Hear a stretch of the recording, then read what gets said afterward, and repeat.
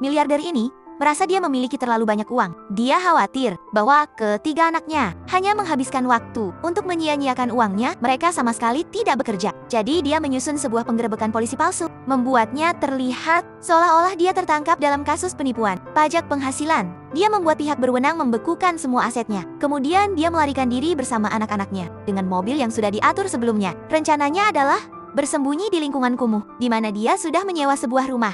Dalam perjalanan, dia bahkan merusak semua perangkat komunikasi mereka. Jika Anda melihat bagaimana anak-anak ini menyia-nyiakan uang, Anda akan mengerti mengapa sang ayah mengambil langkah drastis seperti itu. Putri tertuanya memiliki hidup yang sangat mudah, hanya makan dan berbelanja. Lalu ada putra sulung yang tidak bugar, tidur sepanjang hari dan minum sepanjang malam. Dia sudah bertahun-tahun tidak melihat matahari terbit. Si putra bungsu bahkan lebih parah. Meskipun masih muda, dia tertarik pada wanita yang lebih tua. Dia bahkan mengejar istri kepala sekolah. Tapi hari ini dia melewati semua batas. Dia tidur dengan istri kepala sekolah dan putrinya. Mendengar ini hampir membuat miliarder itu terkena serangan jantung. Sekarang, ketika dia melihat wajah ketakutan anak-anaknya, dia merasa puas secara diam-diam. Selain itu, daerah pedesaan tempat mereka pindah cukup berbahaya. Orang-orang sering berkelahi di sana, pencurian terjadi, dan rumah bahkan dibakar. Melihat semua ini, ketiga anak kaya yang manja itu terdiam karena takut. Setelah perjalanan panjang, ketika mereka sampai di tempat persembunyian, mereka terkejut dengan kondisi rumah yang memprihatinkan. Tapi,